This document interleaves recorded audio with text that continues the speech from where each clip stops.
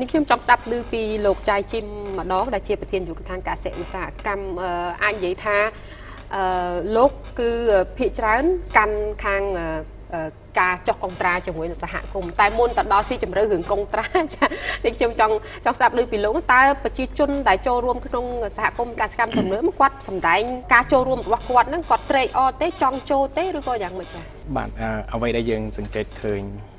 បច្ចុប្បន្នគឺយើងបានបង្កើតសហគមន៍ទំនើបហើយនៅក្នុងសហគមន៍ទំនើបហ្នឹងក៏យើងមានកម្មវិធីមួយដែលរកទីផ្សារមុនជូនសហគមន៍បាទជាក់ស្ដែងដូចជាការធ្វើកិច្ចសន្យាផលិតកម្មកសិកម្មនៅដំណាក់ទឹកយើងក្នុងប្រទេសបាទជាង1000តោនយើងអត់ទាន់បានចាប់ផ្ដើមទេប៉ុន្តែយើងចាប់ផ្ដើមមានក្រុមហ៊ុនដែលគាត់ធានាថាទិញហើយក្នុងបរិមាណហ្នឹងតម្លៃត្រឹមត្រូវហើយគុណភាពប៉ុណ្ណឹងអញ្ចឹងហើយធ្វើឲ្យក្នុងការចងក្រងជាសហគមន៍ទំនើបបូកជាមួយនឹងការអនុវត្តផលិតកម្មកសិកម្មតាមកិច្ចសន្យាដែលយើងមានទីផ្សារឲ្យស្រេចអញ្ចឹងនៅពេលដែលកសិករគឺគាត់សប្បាយចិត្តមែនទែនព្រោះគាត់ថាគាត់អត់ខ្វល់ថាពេលដាំទៅគាត់នឹងបានតម្លៃទីផ្សារយ៉ាងម៉េចទេឬក៏តម្លៃយ៉ាងម៉េចទេព្រោះនៅខាងក្នុងនឹងក្នុងនាមយុឋានបច្ចេកទេសហើយនឹងក្នុងនាមយុឋានដែលគាត់ដាំម្ទេសហ្នឹងគឺយើងបានគណនាថ្លៃដើមមកហើយថាក្នុងតម្លៃប៉ុណ្ណេះសម្រាប់ថ្លៃដើមថ្លៃប៉ុណ្ណេះគាត់អាចចំណេញហើយយើងតំណែងមួយក្រុមហ៊ុនទៅថាតម្លៃប្រឡោះកដាលនេះមួយក្រុមហ៊ុនក៏ចំណេញបាទកសិករក៏ចំណេញអញ្ចឹងធ្វើឲ្យការតភ្ជាប់រវាងអ្នកផលិតជាមួយនឹងទីផ្សារហ្នឹងតាមរយៈការចុះផលិតកម្មកសិកម្មតាមកិច្ចសន្យានៅពេលដែលធ្វើដូចនេះគាត់ថាពីដើមឡើយគាត់ដាំឲ្យគាត់អង្គុយភ័យថាមិនដឹងទីផ្សារនៅណាប៉ុន្តែនៅពេលដែលយើងចាប់ផ្ដើមធ្វើអនុវត្តអានេះគាត់ថាអូខ្ញុំលែងព្រួយបារម្ភរឿងទីផ្សារអញ្ចឹងមានអ្នកជួយសម្របសម្រួលហើយមានក្រសួងកសិកម្មរុក្ខាប្រមាញ់នេសាទហើយជានាយកដ្ឋានកសិឧស្សាហកម្មជាសេនាក្នុងការរៀបចំផលិតកម្មកសិកម្មតាមកិច្ចសន្យាហ្នឹងបាទចាអញ្ចឹងបើតាមការលើកឡើងគឺប្រជាជនដែលចូលរួមនៅក្នុងសហគមន៍កសិកម្មទំនើបអ្នកដាំចាគឺគាត់សប្បាយចិត្តតែនាងខ្ញុំអត់ទាន់និយាយតែឯងឬក៏ស្ដាប់វាគ្មិនរបស់យើងទេនាងខ្ញុំចង់អញ្ជើញលោកនាងទៅតាមកញ្ញាគុណគុនធានតិចដែលគុនធាននឹងនាំលោកនាងទៅជួបនឹងប្រជាកសិករវិញម្ដងថាតើគាត់និយាយអីខ្លះពីសហគមន៍កសិកម្មទំនើបនឹងចាសូមអញ្ជើញទស្សនា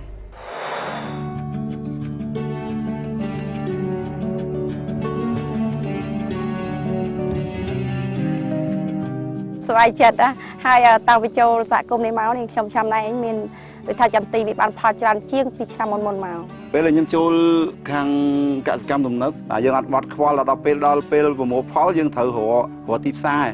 គាត់មានហើយគាត់បែងចែកភាគលាភមកតាមហ្នឹងបាទមុនដែលខ្ញុំបាទដែលជាកសិករដាំម្រេចមិនទាន់ចូលក្នុងសហគមន៍ពួកខ្ញុំបាទជួបបញ្ហាទី1ពួកយើងខ្វះខាតថវិកាដើម្បីទិញជី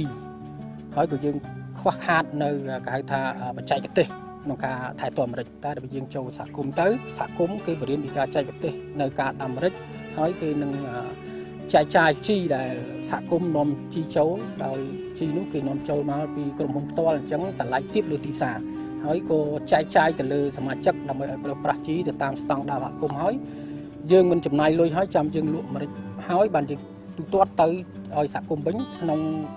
តម្លៃជីនោះគឺទាបលើទីផ្សារអញ្ចឹងធ្វើឲ្យកសិករដូចពួកខ្ញុំគាត់មានការសប្បាយចិត្តដោយថាយើងបានជីដោយមិនទាន់ប្រើប្រាស់លុយសហគមន៍គាត់ជួយវិញដល់យើងចូលជាសហគមន៍ជាអ្នករកទីផ្សារយើងចរចាទៅជាមួយក្រុមហ៊ុន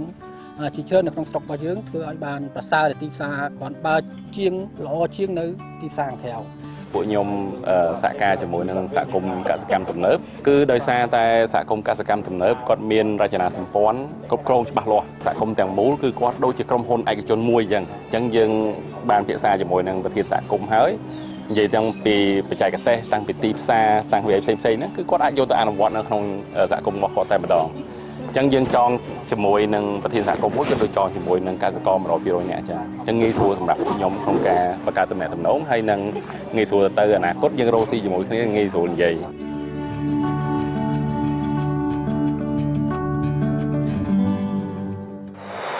ចាឃើញថាប្រជាសហករណ៍ដូចជា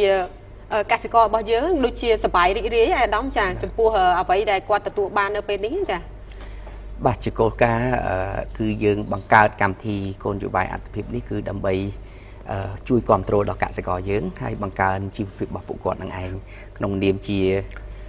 អាណាព្យាបាលរបស់កសិករឪពុកម្ដាយមិនដែលចង់ឲ្យកូនរបស់ខ្លួនឯងធ្វើអ្វីដែលមិននាំទៅដល់ភាពជោគជ័យនិងភាពប្រសើរឡើងទេបាទចាតើធ្វើយ៉ាងម៉េចដើម្បី